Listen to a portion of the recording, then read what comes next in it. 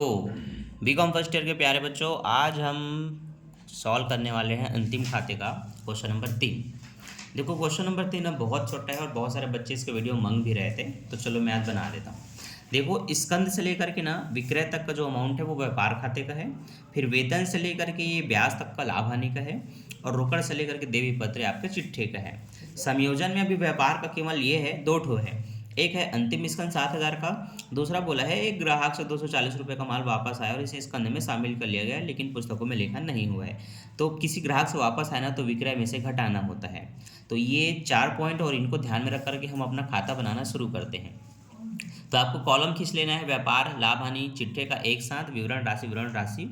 स्कंद है आपके पास 3,300 का, क्रय है आपके पास 18,600 का, ढुलाई वह है आंतरिक 210 रुपये का, विक्रय है आपका 23,700 रुपये का। तो हमने लाइन से इस तरह से लिख लेना है। हम सबसे पहले लिखते हैं व्यापार एवं लाभ हानि खाता, जिसमें प्रारंभिक स्कंद को टॉप में लिखेंगे 3,300 रुपये, क्रय को अंदर में लिखेंगे 18,600, वापसी है तो घटाना होता है, अब चूंकि नहीं है तो पूरा 18,600 को अंदर अमाउंट में लिख लेंगे। फिर ढुलाई का लिखेंगे 210 रुपये, विक्रय का लिखेंगे 23,700।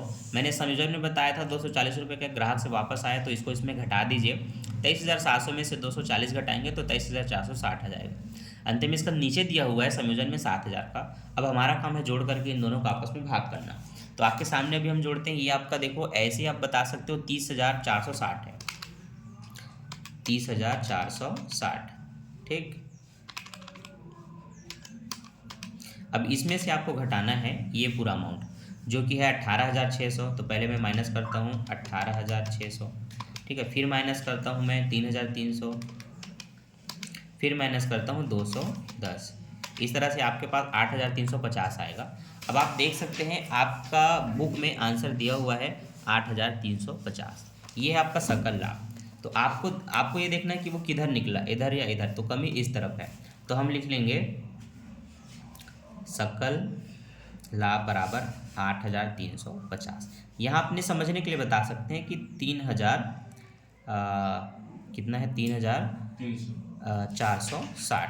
इसमें से ये वाला अमाउंट घटाएगा जो कि है आपका 21,000, लगभग 22,110, लगभग 22,110 कुछ घटाने से आएगा। आप लोग इसको देख लेंगे अगर गलत होगा तो, ठीक। अब यहाँ पर टोटल अमाउंट से आपको बैलेंस करना होता है डबल लाइन खींच करके, जो कि है 30,460 रुपये। यहाँ पे लिखेंगे 30,460। अब हम देखेंगे हमारे लाभ हानि के लगभग 5-6 पॉइंट ही हैं, उनको लिखेंगे, जो कि वेतन से स्टार्ट है ना।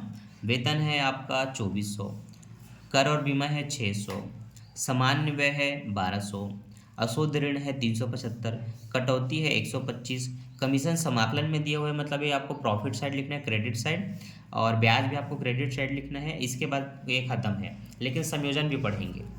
संयोजन में देखो बताया है कि वेतन और कर के देना बाकी है, तो इन दोनों को जोड़ना है, वेतन को वेतन में, कर को कर में। और 100 रुपये बीमे के पूर्वदत्त है, तो बीमा में 100 रुपये घटाना है। और लगभग आपका अगले वर्ष के कमीशन के लिए 300 रुपये पेशागी का प्राप्त हुआ, एडवांस में कमीशन प्राप्त होता है, तो इसको आप घटा देते हैं। और यहाँ पर भवन पर 10% ह्रास लगाना है और देनदारों पर 3% अशुद्ध ऋण का प्रावधान करना है। तो ये दो एक्स्ट्रा चीज़ें हैं जो आपको करनी होती हैं, लेकिन आप पहले आप ये देख लें कि क्या क्या चीज़ें आपके पास हैं। तो हमारे पास है वेतन, जिसमें 300 रुपये जोड़ना है, तो वेतन है 2,400 का। तो हम इस तरह से लिखेंगे, लाभ हानि यहीं से शुरू हो जाता है नीचे से, ठीक है। तो ये आपको ध्यान में रखना है। तो चलो हम लोग लिखते हैं वेतन 2,400, नीचे लिखना है अदद 300, जोड़ करके आपको लिख लेना है 2,700, ठीक। इसी के साथ दूसरा हमारा पॉइंट है कर व बीमा। कर व बीमा इसमें लिखा हुआ है आपका लगभग 600 रुपये, और इसका भी अदद है 100 रुपये। तो इस तरह से 100 रुपये जोड़ करके आपको लिख लेना है 700 रुपये। इसके बाद है आपका सामान्य व्यय। सामान्य व्यय में कोई भी संयोजन नहीं है, तो इसको आप पूरा लिख सकते हैं। तो सामान्य व्यय का पैसा पूरा लिख लेना है 1,200 रुपये, ठीक।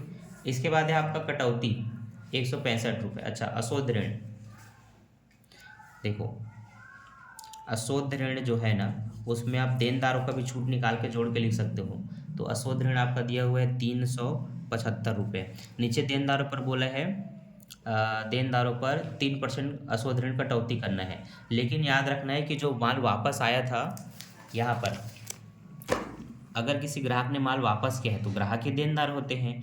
तो टोटल जो देनदार का अमाउंट यहाँ बुक में दिया होगा, देखो टोटल देनदार का अमाउंट कितना दिया है, 7,080 रुपये। इस 7,080 में से पहले इसको घटा देना, फिर उसका निकालना है। तो देखो ये 7,080 माइनस 240, क्योंकि इतने का माल वापस आ चुका है। अब जो आया है उसका आपको निकालना है 3%। तो आपका कितना निकला, 205 निकला। तो ये वाला अमाउंट आपको लिखना है इसमें जोड़ करके, नया अशोध ऋण बोल के, ठीक है। कितना, 205.2। इस तरह से टोटल आपका हुआ 580.2, ठीक है। 75 में 5 जोड़ेंगे 580, ठीक। इस तरह से आपका निकलता है। अब आगे देखते हैं। कटौती है आपका 165 रुपये का, तो एक कटौती लिख देते हैं 165, जिसको आप डिस्काउंट कहते हैं, ठीक। इसके बाद आपका कमीशन है क्रेडिट साइड 1005, जिसमें से 300 रुपये एडवांस में प्राप्त हो चुके हैं, तो आप घटा सकते हैं 1005 में। तो पहले इधर लिख लेते हैं सकल लाभ को। तो सबसे पहले सकल लाभ लिखा जाता है, जो कि है आपका 8,350। अब इसमें से लिखेंगे कमीशन। कमीशन का 1,005 अंदर में लिखना है, और एडवांस इंग्लिश में लिख सकते हैं, और यहाँ अग्रिम बोल कर काट देना है, ठीक है। अगर एडवांस में पैसा मिल चुका है तो उसको आप घटा देते हैं। शायद जोड़ना भी पड़ सकता है, अब देखते हैं करके। तो ये आगे है आपका भवन पर 10%। भवन है कितने का, भवन है हमारा, भवन जो है वो है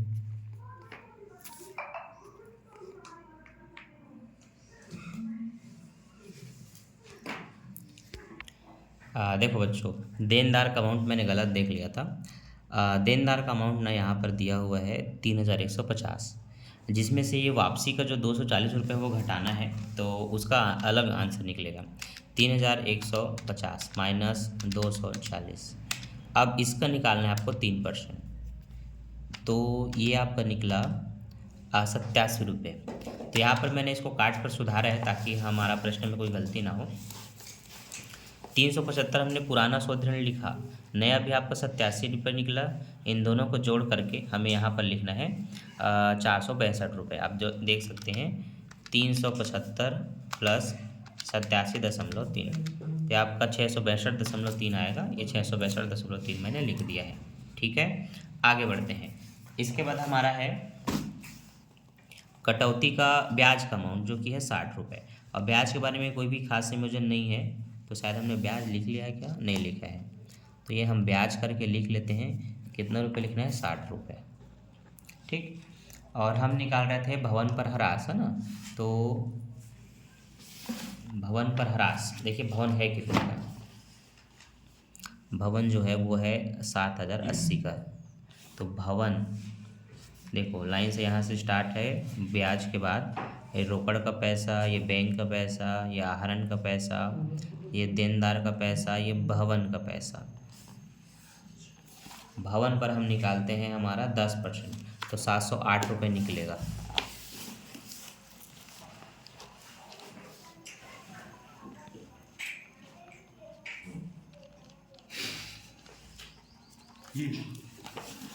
आगे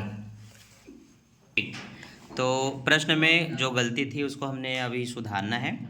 तो देनदार का अमाउंट आपको पता चल गया कितना था, और मैंने गलत निकाला था तो मैंने सुधार के लिख लिया है 462 रुपये।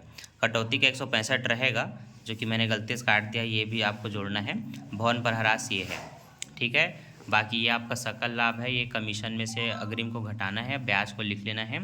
वेतन में हमने अदद को जोड़ दिया। कर में हमें 600 रुपये अदद जोड़ना है, लेकिन बीमे का पूर्व दर 100 रुपये घटाना है, जो कि यहाँ मेंशन मैंने नहीं किया है, आपको इसमें ऐड कर लेना है, ठीक है। तो यहाँ पर आप लिख सकते हैं तो बीमा का पूर्वोदय इस तरह से लिख करके माइनस कर देना है, तो जब 100 से 100 कट जाएगा तो 600 रुपये वापस यहाँ पर आ जाएगा। ठीक, ये 700 गलत है। फिर इन सबको अगर आप जोड़ते हैं लाइन से तो ये आपका होता है टोटल 5835.30। ये आपका तीनों पक्ष होता है 9115। दोनों को जब आप घटाते हैं तो आपका सकल लाभ निकल जाता है 3200 एक कम 80, जो कि आपको यहाँ पर मिल जाएगा। ठीक है, चिट्ठा इसका बहुत आसान है, आपको इसको बना करके देखना है और इसका चिट्ठा का आंसर मैं अभी कम्युनिटी पोस्ट में अपलोड कर दूंगा। बाकी वीडियो अच्छा लगा तो इसके बाद का क्वेश्चन आप बना करके देखिए और लाइक करके दोस्तों में शेयर कीजिए। Bye bye.